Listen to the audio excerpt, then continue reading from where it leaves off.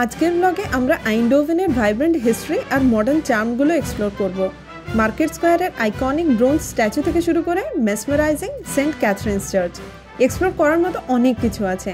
এছাড়াও রাস্তায় চলতে চলতে আছে কিছু surprises, so stay tuned. Hello everyone, ওয়েফারেস্টাল দীপাস ব্লগে তোমাদের সবাইকে ওয়েলকাম জানাই। আজ আমরা আছি ডাচ শহর আইন্ডহোভেনে, যেখানে আছে হিস্ট্রি, ইনোভেশন আর কালচারের এক দারুণ মেলবন্ধন। তো চলো, লেটস বিগিন দিস জার্নি। শুরু করি একদম হার্ট অফ দ্য আইন্ডহোভেন থেকে, মার্কেট স্কোয়ার। ইয়ান ফান হোফের এই ব্রোঞ্জের স্ট্যাচু 1969-এ তৈরি করা হয়।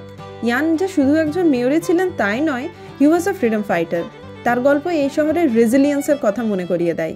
কয়েক পা দূরেই ইনি হলেন Fritz Philips, the man behind আমাদের সবার পরিচিত ফিলিপস কোম্পানি। ইনি শুধু ইনোভেশনের জন্যই না, সাথে ইনি 382 জন জিওকে নাজিদের হাত থেকেও বাঁচিয়েছিলেন। ইনাকে বলতে পারেন real life Dutch Oscar Schindler. উনি 100 বছর বয়সে মারা যান, আর এখানকার লোকরা এখনো খুব আনন্দ আর প্রাইডের সাথে ওনার গল্প বলেন। তোমরা যদি হলিডে সিজনে এখানে আসো, দেন মেরিগো রাউন্ডের সাথে আরও ডিফারেন্ট অ্যাট্রাকশন দিয়ে এই স্কোয়ারটা সেজে ওঠে, যাতে হাড় কাঁপানো শীতের এই উইন্টার ব্লুজকে ছাপিয়ে আসে warmth and magic.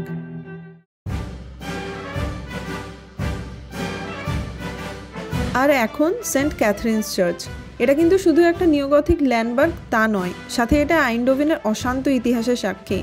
War, fire, এমনকি ফ্রেঞ্চ অকুপেশনের টাইমে এটা একটা ঘোড়ার স্টেবল হিসেবে কাজ করে। পরে চার্চ লুটও করা হয়েছে। কোর্টরুম থেকে বেকারি থেকে মিলিটারি ওয়্যারহাউস, কি না দেখেছে এই চার্চ। কারেন্ট যে স্ট্রাকচারটা দেখছো, সেটা 1867-এ তৈরি করা হয়েছে, তবে এর রুট কিন্তু বহু পুরনো, সেই 11th সেঞ্চুরিতে।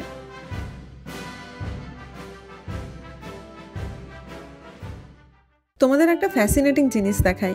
2005 সালে চার্চ রিনোভেশনের টাইমে আর্কিওলজিস্টরা চার্চের চত্বর থেকে প্রায় 1000 খানে স্কেলিটনস পায়। ওগুলো অ্যারাউন্ড 1200 থেকে 1850 সালের মধ্যে। সাথে ডিফারেন্ট ভেসেলস, কয়েন্স, আরও ওই টাইম পিরিয়ডের ডিফারেন্ট আর্টিফ্যাক্টসও আছে এখানে। টেকনোলজির হেল্প নিয়ে স্কেলিটনগুলোর মানুষগুলো কেমন দেখতে ছিল তারও কয়েকটা স্যাম্পল বানিয়ে রাখা আছে চার্চের মধ্যে। আর এই যে দেখছো, এটা হলো কনফেশন রুম। আমি এটার বারে ফার্স্ট সাইলেন্স বলে স্করসেসের একটা সিনেমা আছে, ওখান থেকে জানতে পারি।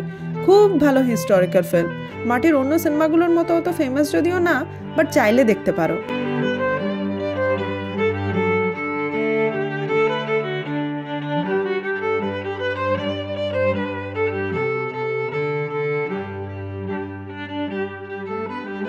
বেরোনোর আগে দেখি একটা ছোট নোট স্টেশন, চাইলে কিছু থটস অর রিভিউ লেখার জন্য আই গেস। তোমরা এলে কি লিখতে বলো দেখি কমেন্টসে। আমরা বাস এটাই লিখলাম। আমাদের next stop Van Abbe museum, তবে বাইরে থেকে।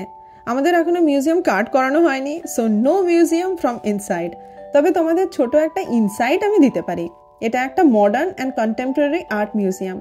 বেসিক্যালি এটা একটা সিগার বিজনেসম্যান হেনরি ফান আবের পার্সোনাল কালেকশন ছিল, তাই মিউজিয়ামটা তারই নামে। আর্ট বাফ না হলেও চাইলে ভেতরে গিয়ে এক চক্কর মেরে আসতেই পারো, নিজে একটু আর্ট বাফ হওয়ার ভাইবটা ফিল করতে পারবে। রাস্তার জাস্ট ধারে এই যে স্ট্যাচুটা হলো ফ্রেঞ্চ নভেলিস্ট অনরে দ্য বালজাকের। By the way exact same এই স্ট্যাচুটা প্যারিস, আন্টওয়ার্প, এমনকি ম্যানহাটনেও আছে। এটা আবার বানিয়েওছে একটা ফ্রেঞ্চ স্ক্যাল্পচার রোডা। দুটোই ফ্রেঞ্চ নাম, প্রোনাউন্সিয়েশনের গন্ডগোলের জন্য সরি। বাই দ্য ওয়ে তোমাদের মধ্যে কেউ স্কেটার আছে নাকি? স্টাড হাউস মানে টাউন হলের সামনে স্কোয়ারটাতে 2023-এর এন্ডের দিকে এই স্কেট পার্কটা বানিয়েছে এরা। নিজেকে একটু ট্রেন করার বা স্কিল শো অফ করার দারুণ জায়গা এটা। আর না জানলেই বা ক্ষতি কি, দেখতেও হ্যাপি লাগে। এই ছেলেটা তো প্রত্যেকবার এটাতে ফেল করছে, এই ছেলেটা এটা শিখে গেছে।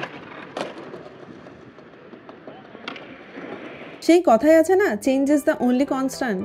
এই অগাস্টিনিয়ান চার্চ এখন একটা লাক্সারিয়াস হোটেলের পার্ট। এটাতে মোস্টলি এখন কনসার্টস, লেকচার্স অ্যান্ড আরও ডিফারেন্ট ইভেন্টসগুলো হয়।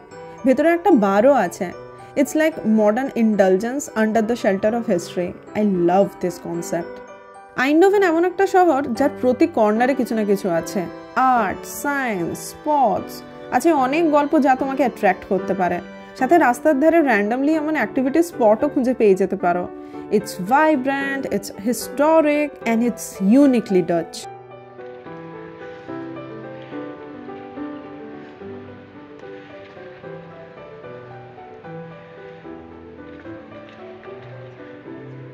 না না পরের দিকে দু একটাতে একটু ডিস্টেন্স বেশি আছে, ওগুলো দেখে আসিস।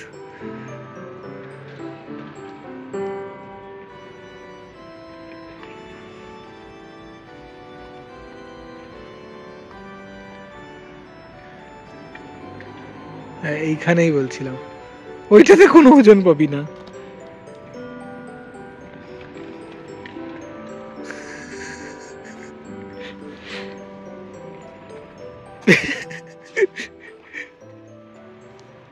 ধরবো